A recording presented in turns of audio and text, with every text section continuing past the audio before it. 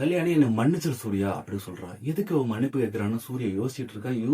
முடிக்கிறதுக்கு முன்னாடியே கல்யாணி மறைச்சு வச்சிருந்த ஒரு கட்டையை எடுத்து ஓங்கி வேகமா ஒரே அடி மண்டையில, சூர்யா மண்டையில அடிச்ச உடனே சூர்யா அன்கான்சியஸ் போயிடுறான். இப்ப அன்கான்சியஸ் போனவன் ஒரு மாதிரி யோசிக்கிறான். எதுக்கு இப்ப என்ன அடிச்சா அப்படின்னு சொல்லிட்டு யோசிச்சுட்டு இருக்கோம். அப்படியே கண்ணாலேயே கேட்கிறான், எதுக்கு கல்யாணி என்ன அடிச்ச அப்படிங்கிற மாதிரி.